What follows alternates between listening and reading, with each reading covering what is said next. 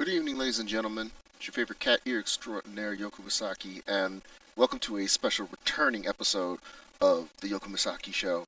I figured I would be solo in today's episode because I wanted to talk to you guys a few things. Because, first of all, I have a lot to say on my plate about, first off, a few things that's been going on since the last episode. First off, I apologize to all you guys about the delay in some of the episodes of the Yoku Misaki show.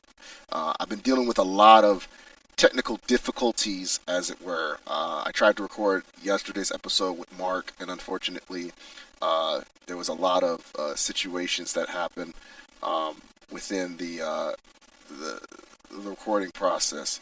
And with that, I apologize to you guys on that situation. The whole situation with it came to the me recording, and then it came to the point where Discord was acting up, and then of course situations that happened, which I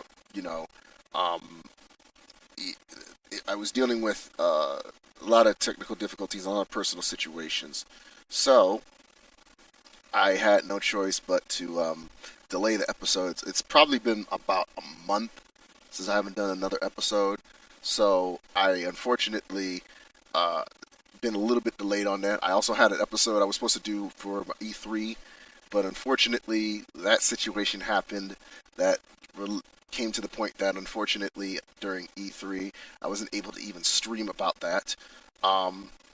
Also, a lot of you guys know I did have some. I was supposed to have another episode with my good friend Evil Pie.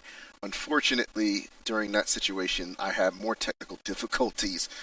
Let's just say when it comes to trying to get a podcast intact, it's not a good idea to go through transition. Technical problems, I guess. It's basically all the sort of me and technology don't want to just work hand to hand when it's trying to get me to focus or try to get me to work something out. So it came to some point that apparently I started having issues and everything. For those out there who wanted to know, Colossalcon was great. I did get to work with a lot of people. I did get to meet a lot of other people. The highlight of the Colossalcon was, of course, I got to shoot with Mika Burton, who, of course, for those who know, is responsible for a lot of cosplay of color. She is also, of course, also the daughter of LeVar Burton, great actor LeVar Burton. And of course, she is known for her work at Rooster Teeth. So I was so happy to work with her. We did a cosplay shoot together, and recently I just got in touch with her. She wants to shoot with me again. So I will be hopefully working with her again, depending on whether she comes back to Colossalcon or if we run into each other at another convention. Hopefully, if it ever came to the point I go to Austin, Texas, or RTX, that would be another dream come true. I got to meet Jessica Negri, Ferric Nerd Boy, Ryan, Lindy Danger. I also got to meet a few other people. Jaina, I believe her name is. It's Booba Fett, I believe her name is on Twitter. I got to meet a lot of the cosplayers. Like Candice cosplay, many others. I could just go off and name. So thanks to every cosplayer out there. Big shout out to Helena Steele, who basically became friends with me. Avalon cosplay as well. Many other photographers out there who opened extended hand with me. It's my first time as a photographer at the event. It was very nervous, but I was able to pull it off. I still got a lot of shoots that I got to still edit, but you will see more from those from me in the coming future as well. By the time you get this episode, I will just be finished a brand new shoot with my good friend Darling Nikki, who I've been friends with for about 5-6 years, and we finally got to do a shoot together. And I also did my very first Strange Music shoot, which is very exciting because a lot of you people know I am a Strange Music fan, of course. So I'm so happy to finally have that shoot in the bucket list. I will be working with her, and of course, I will have a few previews of that shoot very soon once publications situations are already gone through in that whole situation.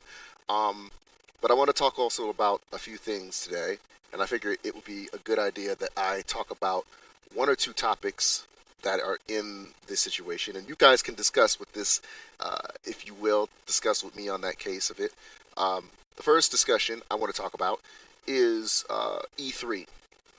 Now, of course, I was there. I was listening and watching throughout the coverage of E3. There was a lot of topics at E3 that was really talked about. But I want to talk about, as much as I know a lot of people want to talk about the positives in E3, and there were a lot of positives in E3. I have to talk about my only stretch in E3, and that is surprisingly not about Xbox, and that is about my home of Sony. Now, for you guys who don't know, or for some of you who probably do know or don't remember, for many years I have considered myself a Sony fanboy by heart. Sony PlayStation has been the number one console that I have always dedicated myself to. I was part of the gaming advisory panel back in the days of the PlayStation 2 and PlayStation 3 developments, during the testing of the games. PlayStation Vita. I own the PlayStations. I own every model of the PlayStations except the PSX1. So I have been very dedicated with PlayStation. And recently in E3, it's been pretty much a letdown because only a few games truly got my interest, and only two, literally, I believe 3 games only got my best interest. The upcoming Insomniac Games Marvel Spider-Man game, the upcoming Destiny 2, of course. Many people, you guys know, I pre-ordered for that game. But aside from those 2 games and one other game, it was sadly a disappointment for me. And there's a lot I could talk about in the case of my disappointment for E3. I mean, come on. There's so many things that could have covered about it. You could have went into more detail about the Crash Bandicoot Insanity trilogy, because if we all know, if this reimagined trilogy of the game series for Crash Bandicoot does well, a new development of Crash games will come out. This is their way of getting a test in the radar, saying, if these Crash games do just as well as the classics, we might consider bringing out new stories and new games for Crash Bandicoot. And unfortunately, we didn't get that. We didn't get that at all. Another thing that I also wanted to mention that was not covered in the Sony E3 experience. And it's a game that we really was expecting to hear about, because we first heard about it 3 years ago in E3. Why didn't we hear about it this year? And that is the Final Fantasy Remake. I know some of you right now are a little bit skeptic of it because of the fact that, well, we're now finding out it's going to be an episodic series, and then of course the fact that we have Blood Woman, Final Fantasy Online having another game out along with the recent incarnation.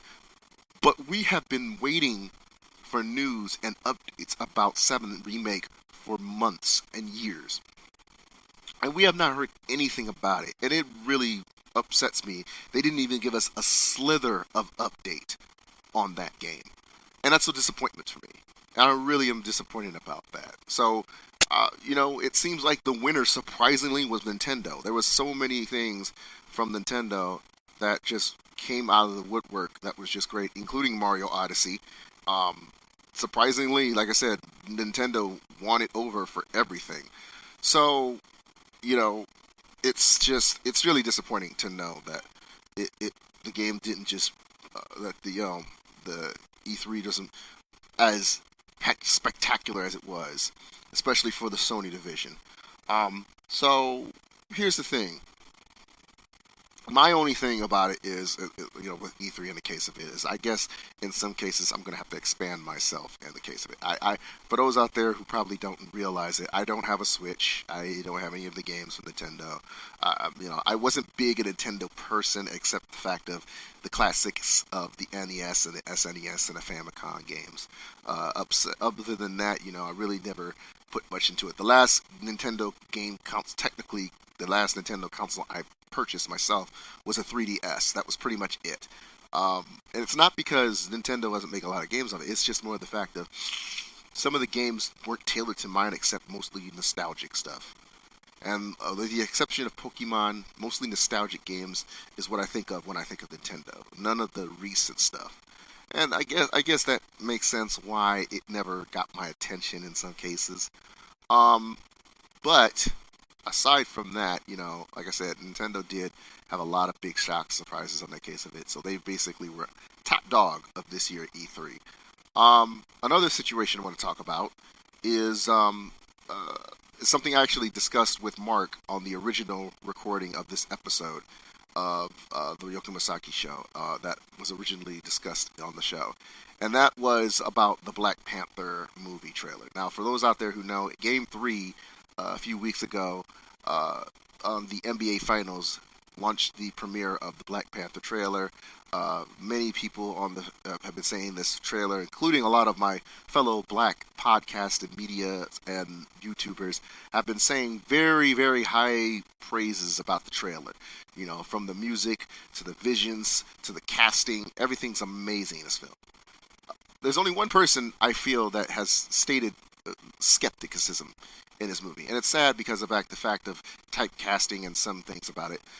There's a YouTuber by the name of Beyond the Trailer. It's with this woman named Grace, a Caucasian so-called movie expert, who basically puts her 2 cents about certain films in this film, the movies that she watches within the trailers of some cases.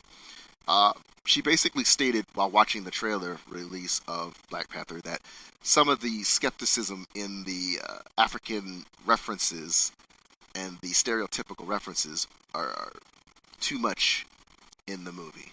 Not knowing, I don't think she understands the fact that there's a lot of cultural references in this movie that truly pertain from the source material of the comics, and she doesn't believe that.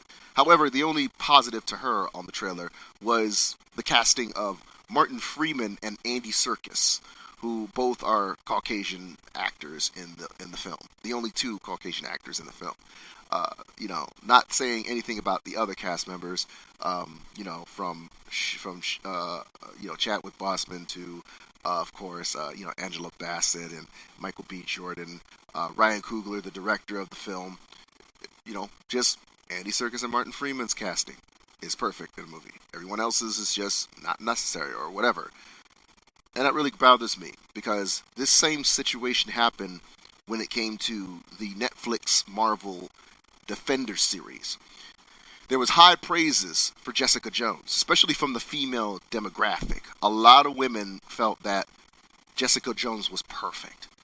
However, those same people who praised Jessica Jones pretty much tore down Luke Cage, not understanding about the demographic. And in my personal opinion, I feel like it's kind of rude in some ways to shame on one and just praise the other. Because the same people who praised Luke Cage gave equal praise to Iron Fist, Daredevil, and Jessica Jones.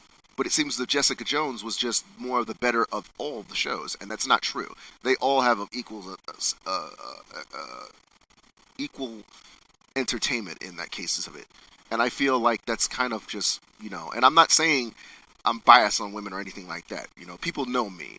For those who know me, who don't know me, I've been a person who has been very positive with women so much, people have stated that, have made speculation about my gender identity in some cases, okay, despite the fact me being heterosexual, but with a more attachment and socialized connection more with women than men.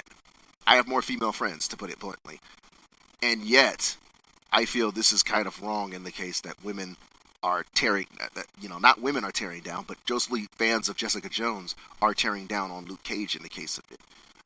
And saying they don't understand the story and the plight. And most of these are coming from either the female demographic who are praising Jessica Jones or the demographic outside of color who are praising either Jessica Jones and the other Netflix shows.